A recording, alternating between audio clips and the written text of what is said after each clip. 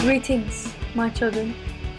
Welcome to another episode of Inside the Mind's Archive. In this episode, we will explore the twists and turns of the life's labyrinth, where we will unravel stories of self-discovery, resilience, and the pursuit of purpose. I'm your host, Leila Sakal, and today we embark on a profound exploration of finding purpose through spirituality and religion, and after grappling with the challenges of OCD. Before we dive into today's topic, let's kick things off with a quick round of 2 truths and a lie. I'll start by sharing 2 true things about myself and 1 false statement. Then I'll ask you to do the same. It's a fun way to get to know each other a bit better. Who's ready to play?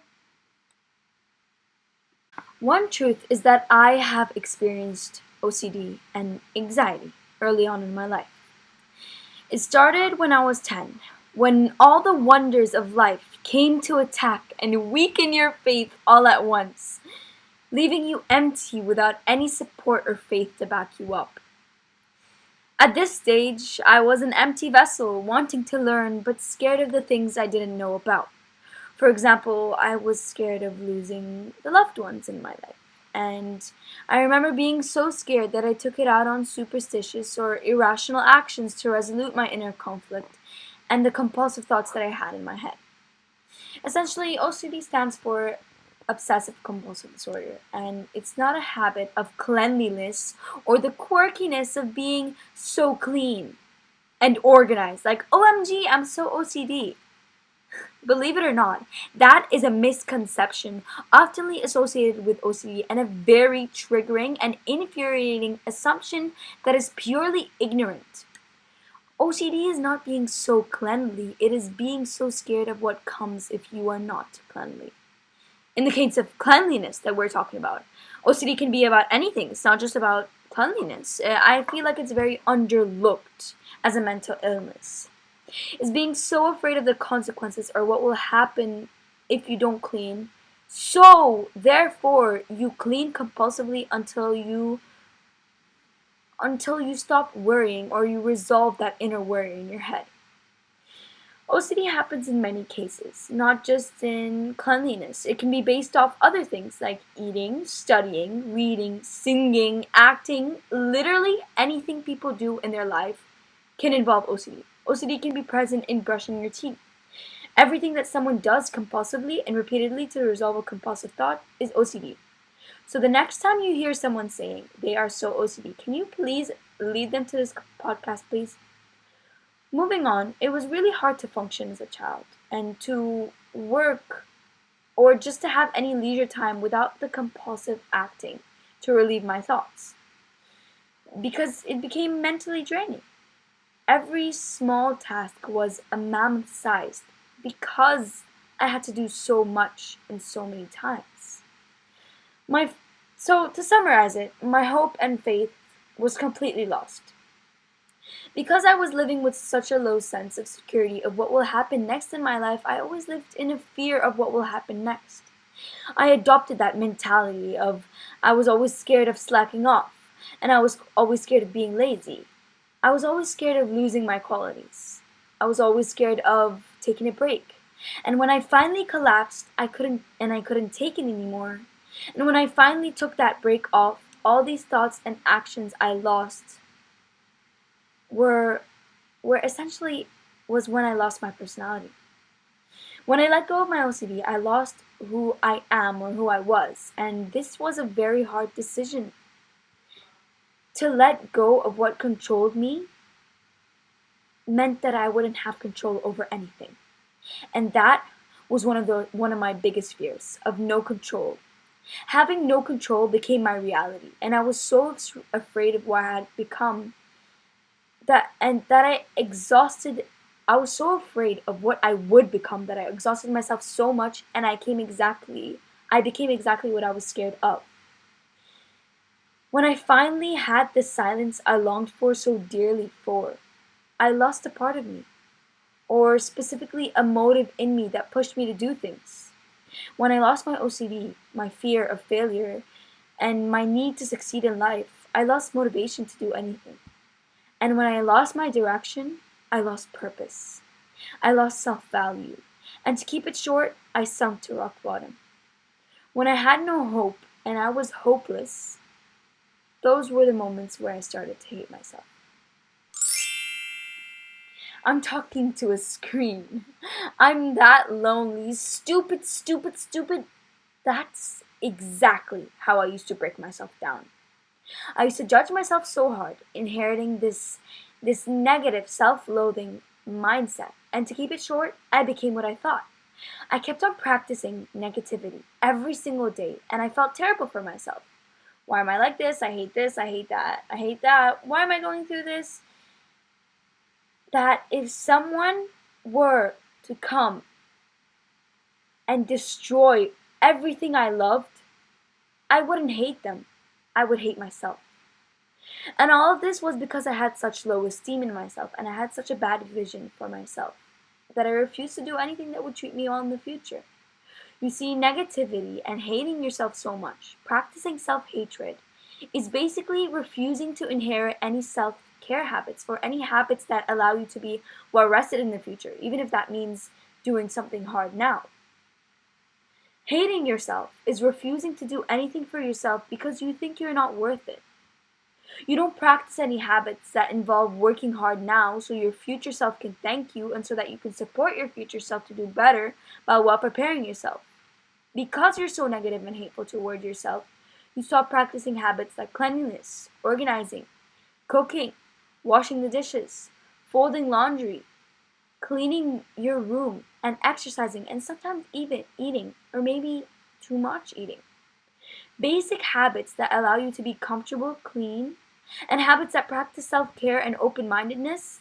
The basic habits that come with being a presentable person were the most stressful and draining tasks, not only because of OCD, but because I didn't think I deserved anything like that.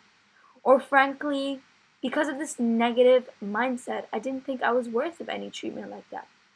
And the negative self-loathing mindset is everything that could have taken my whole entire career or my whole entire future.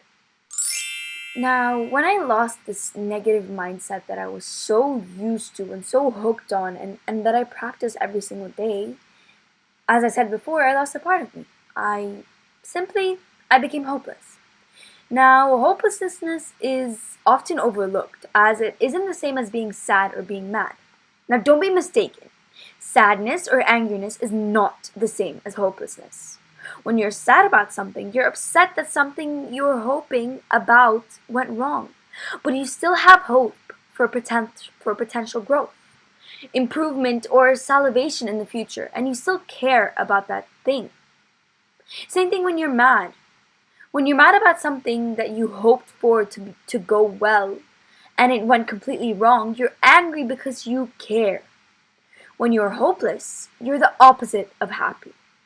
An endless gray horizon of resignation and indifference. It is when you believe that everything is doomed, so why do anything at all? After all, there is no hope of things even getting better. Why do anything? Why not hit snooze? Hopelessness is a cold, bleak nihilism. A sense that there is no point, so screw it. Why not run around? Why not give up and skip school? Why not eat an animal when you've been vegan for 5 years? Who knows? It's the uncomfortable truth. The meaninglessness of human existence that is avoided by everything that we do.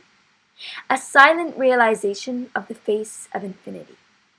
Everything we care about and can approach slowly to zero and disappear inevitably to be forgotten. Hopelessness is the root of anxiety, mental illness, and depression.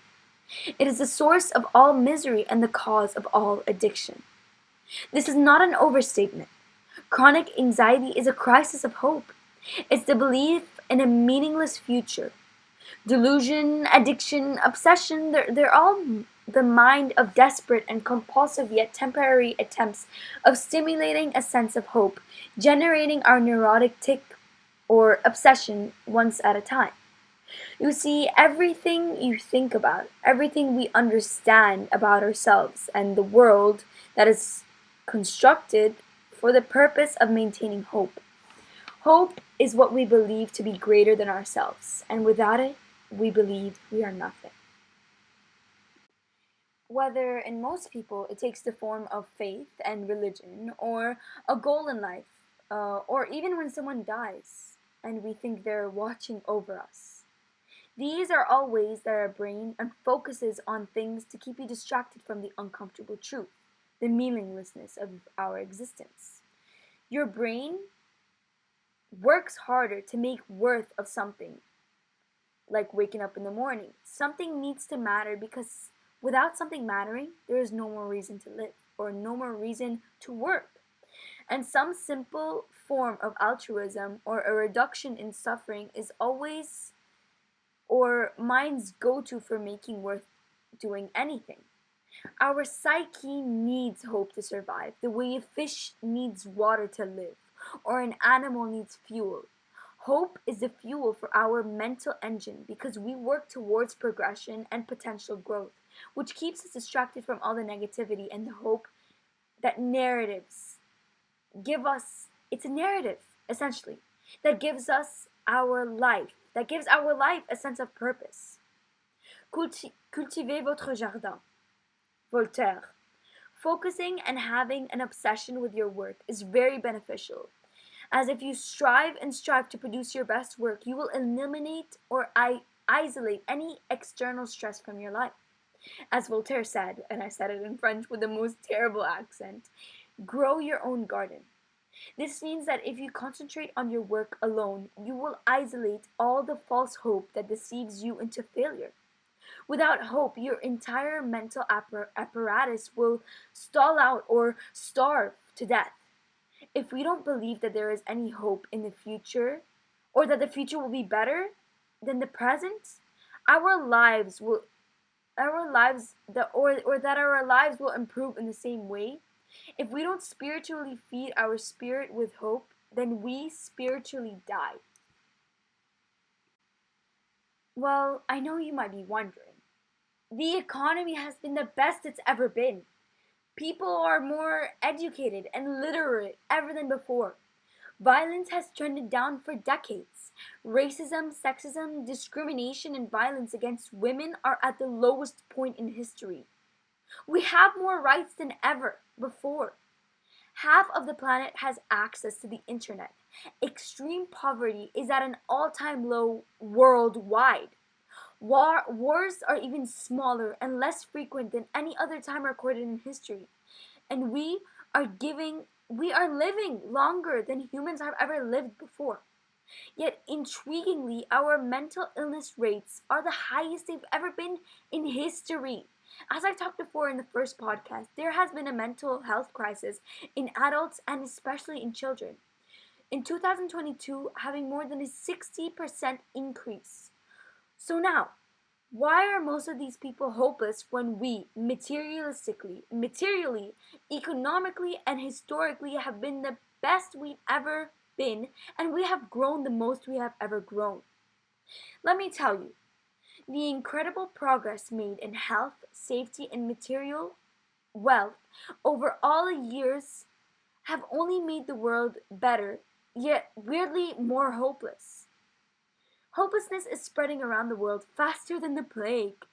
You see, hope only cares about the problems that need to be solved. It's only something that needs to be solved, as I said. It's only a solution for the better, or it can be progressed and improved.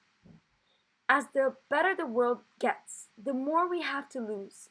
And the more we have to lose, the less we have to hope for. To build and maintain hope, we need three things: a sense of control, a belief or a value in something, and a community. These are the three values to maintain hope. Let me tell you how they intersect or how they work together in a combination to create hope. Without community, we feel isolated and our values cease to mean anything. Without values, nothing appears to be worth pursuing. And without control, we feel powerless to pursue anything. Lose any of those three, lose any two, and you lose hope. There are two types of people in this world: those who wake up in the morning feeling unstoppable and great, and those who are drowning in a cloud of negativity. But the question is, what is the difference? Carl Yung, a very famous psychiatrist, said that at the end of his career, that 1/3 of the patients he was seeing were not suffering of no clinical neurosis, but rather a want of meaning or purpose in their lives. The meaning of life is to give life meaning.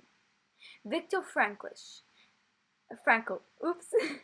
a Jewish psychiatrist, spent 3 years in 4 different concentration camps. He was at the mercy of the sadistic SS guards and the so-called capos, which were the pioneers of special privileges and which turned against their own people, willingly collaborating with the Nazis and being more ruthless than their masters. The camp inmates were consistently exposed to famine, sickness, slave labor, and the possibility of punishment or execution anytime. They were living in the stress of punishment or execution, as I said, that could happen to them at any time. The prisoners moved around like a flock of restless sheep, kicked and beaten by like shepherds, stripped of all human dignity. There was no freedom. What was left to live for in such a horrible place like a concentration camp? When everything has been taken away from you, your liberties, your possessions, and when you could be punished at such short notice, and when punishment at such short notice is almost inevitable. Viktor Frankl concluded that there's always a reason to live, even in the worst conditions. There is always a meaning to suffering. And if we can grasp this meaning, this star in the sky, we can keep calm and endure and overcome the painful circumstances. According to Viktor Frankl, it is not success or happiness or money or power that essentially drives people. It is finding something, a purpose, a meaning that leads people or that gives them something to live and die for. What's the purpose of my life? What's the meaning of all of this? It's the echo in our heads that people in the Western worlds have continued to start hearing.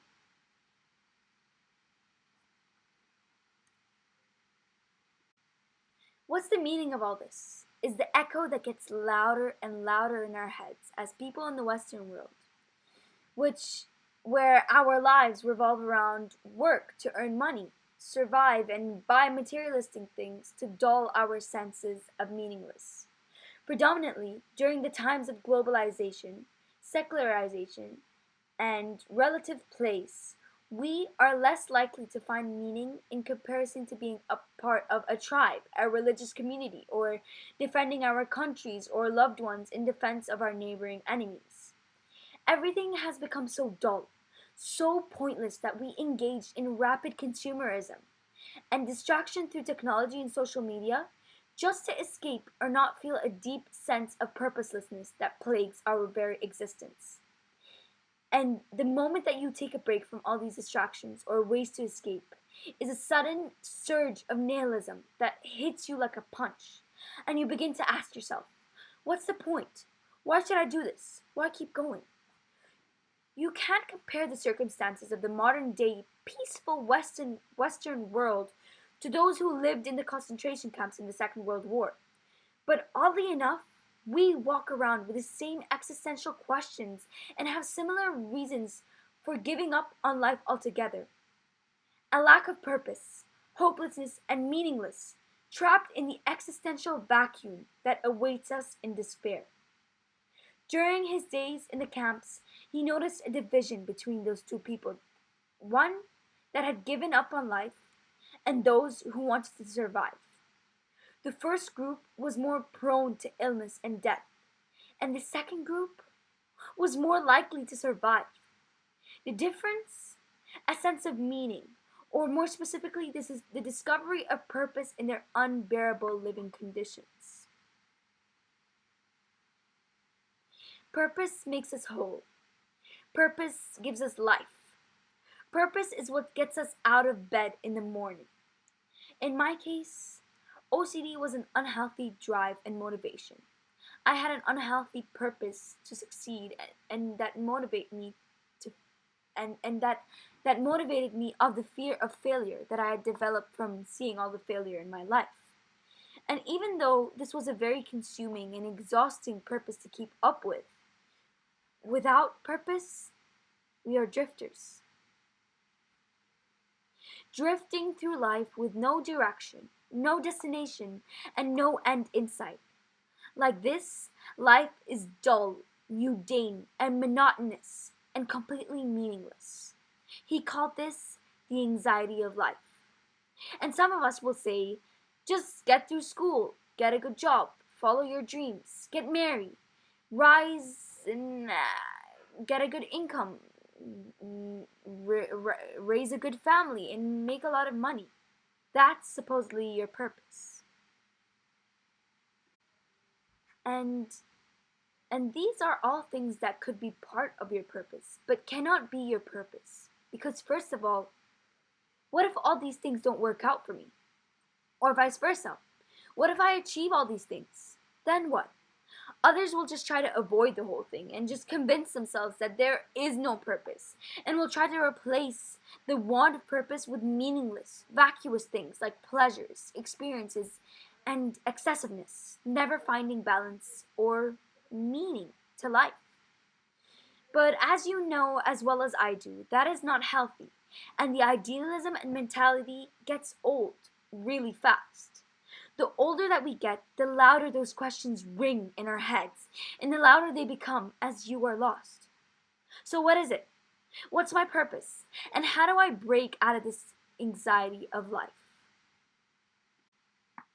I offer you two solutions. One, go out and help someone. Anyone. Today, help my neighbor. And when I say neighbor, I mean anyone who is suffering. The poor, the lonely, the sick, the stressed out, the sad, the broken, the beaten down, the depressed, the tired, the hungry, the addicted, the lost, the hurting. Basically, we are all neighbors. Because when we're living in this anxiety of life, we're living totally for ourselves. What we want to live for. We're trapped in the junk and fog inside our heads that the quickest way to escape is to go out of this anxiety life and find your neighbor. The quickest way to stop thinking about yourself and your despair is to go and think about someone else. 2. The second one is to be open. Like a phone receives all kinds of signals from satellites, connections, and internet, or God knows where, we are identical to the receptiveness of a phone. Our subconscious has an antenna, and we are able to process and take in signals just like a phone. We're able to receive infinite signals from outside, and this is called grace. But they have been long disabled and atrophied, and we can't get a signal anyway because we're surrounded by so much distractions. Enabling these signals, for example, social media. To be able to receive some signal from God or from the universe or from whatever you believe in, and to be open to receive some sort of encounter from the universe. Additionally, it doesn't matter who you are, what you have done, or how far away you think you may be from this signal. These signals are translating and coming down on us as we all speak, like rain. Just be open. Now, some of you may be thinking, the first one makes sense, but why do I need the second one? The whole faith and universe thing makes me uncomfortable. To answer your question, before helping someone came the creation of the universe. If the first one is light, the second one is power plant. If the first one is flower, the second one is rain, sun, and soil. Everything has a start. If the first one is fire, the second one is gas and fuel. Because if the first one is go out and love my neighbor, the second one is opening up to a permanent connection with pure love itself. That is purpose. And this purpose is the mother of all purposes. She takes the purposes and cuddles it in her arms and lifts them all up and babies all these purposes and cradles it.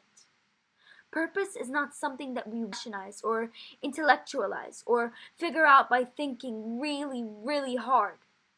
It is something that we do. And when we do, we don't find purpose. Purpose finds us. You will not just reason yourself into the meaning of life and the purpose of life. You will act yourself into the meaning and purpose of life by breaking the shell of selfishness, self-centeredness, and egoism to allow sunshine in. Futon Sheen. Have you ever asked yourself this question? And I know that we've been talking about this, but have you really asked yourself, what is my purpose? With so many opportunities that life has to offer and all these different jobs and careers, it's difficult to decide what we want to do with our lives. Society demands us to take these decisions at a very young age. In fact, I was asked what I wanted to do with my life in 5th grade. You want me to know what to do with the rest of my life from 5th grade? Talk about pressure. So, what path are we going to take? And most children have no idea about adulthood or what they want to do when they grow up. In fact, most adults don't know what it is or what they want to do really when they grow up. Now, the Japanese have invented this amazing philosophy, Ikigai. Sorry for the wrong pronunciation, which stands for the reason for being. This can help us determine what it is that gets us up in the morning. You know, that very thing that we can pour our heart and soul into when we're totally immersed in our activities, so much that nothing else matters, that we are in a state of flow. Ikigai helps us identify this necessary ingredient to get into this flow state, and that gets us and our pursuit sustainable and useful for this world. Many people that work in jobs, and many people work in jobs that they hate. The misery that is associated with these activities creeping up on us if we don't like our jobs, and not being able to find the motivation because you never liked that job in the first place. On Sunday evenings, when we start to dread the Monday ahead of us, dragging ourselves out of bed, knowing that we will spend the next week in hell, counting the seconds to go home and repeat this process, and counting the seconds for the weekend to go and repeat this whole entire cycle. Now, this isn't a very enjoyable way of life. Think about it. Doing something that we hate is a disservice to ourselves, and it's essentially treating yourself very badly. And it's a disservice to the people around us, especially to the colleagues that actually enjoy what they're doing and that are doing a great job. Again, all of this misery is lining and leading to the wrong job or career choice. The whole entire feeling of usefulness and happiness is determined by what you surround yourself in and where you spend most of your time in. The more you spend time in a place that you hate, the more you start to hate everything around you, and more you start to fall into negative mindsets and mental illnesses sourced by hopelessness. But we have a certain degree of control over our circumstances. We can change our situation to make it more enjoyable. We can reassess our nature and the nature surrounding us to find something better or different to do. Thus, the change that we need to do is twofold. On one hand, we need to change our mindset, and on the other hand, we need to change our circumstances. Because if we're able to change our mindsets, we're able to change our circumstances. And when we do the right things with the right mindsets, we are able to enter a state of flow. Ikigai helps us determine what we are meant to do, giving us a sense of purpose specifically designed for you and to drive you to go reach and achieve that certain purpose. Now, Ikigai consists of 4 dimensions. Firstly, we need to pick something that we're good at. Secondly, it must be something that we love to do. The world must need it. And lastly, we have to get paid from it. Let's talk about each dimension specifically and separately. Number 1, doing things that we are good at. It is no doubt that we are all born with the ability to be great, but everyone has a different skill set. Some things are based on nurture and some things are based on nature.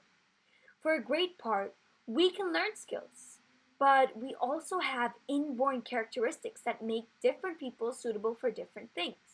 For example, we see differences in IQ, motor skills, empathy, different parts of the brain that work better, physic- physical strengths, and etc.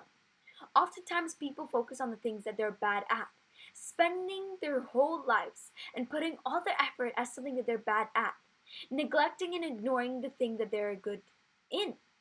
So, we might want to focus on a ladder and improve those skills so that we can master it.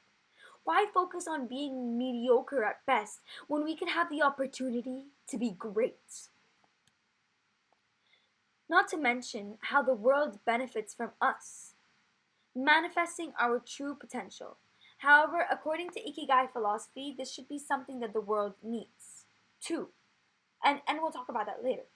Number 2, doing what we love to do. While a level of skill is measured, this can be subjective.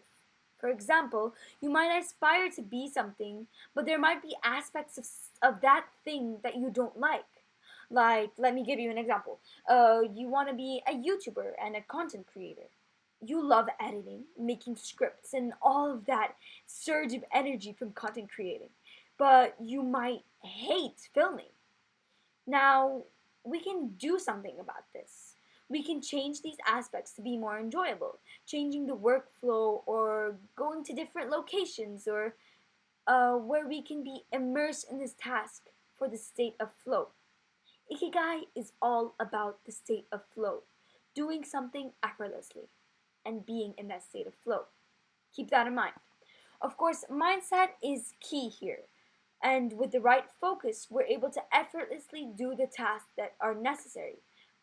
But we might not like it. But if we do have the right discipline and the right mindset, we can push ourselves to do these things to achieve what we like to do in the end and to go for that goal that is far out of our reach. But when our activities as a whole make us dreadful and we don't see any way to develop a certain enjoyment while doing them, it might be a better idea to find something better to do. Perhaps we simply don't like this field, or our skills are lacking, which frustrates us. It is much easier to listen to our gut and intuition and decide where to go. 3. Doing what the world needs. It is so great that we have determined what we're good at and what we love to do, but that cannot this only by itself cannot be Ikigai. Because for Ikigai to be complete, it needs to benefit the world in many ways. Because otherwise, that would only be a passion. Luckily, the needs of the world come in so many different flavors and colors and variations, and there's always the need to clean up a mess. Jobs that are looked down upon from some people are highly important. Someone has to pick up the trash. Someone has to pick up the mess. Or someone has to fix our sink. Our society wouldn't able to sustain itself or function without someone cleaning that mess that I talked about. To discover what the world needs, we can simply do some market research and to find the current demands.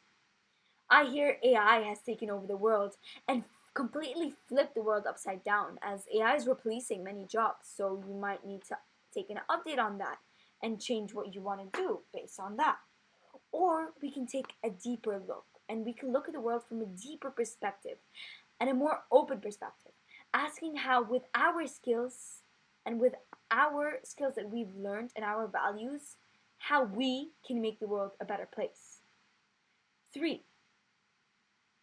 4. It must generate money. Some people might argue that money has nothing to do with our souls, and that once we go to the grave, we can't take money with us to the grave.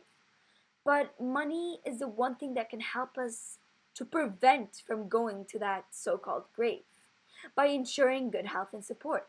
If you have good money, you have a longer life expectancy because you have better access to health. That's just a scenario. When we look at reality, we see that money makes the world go round.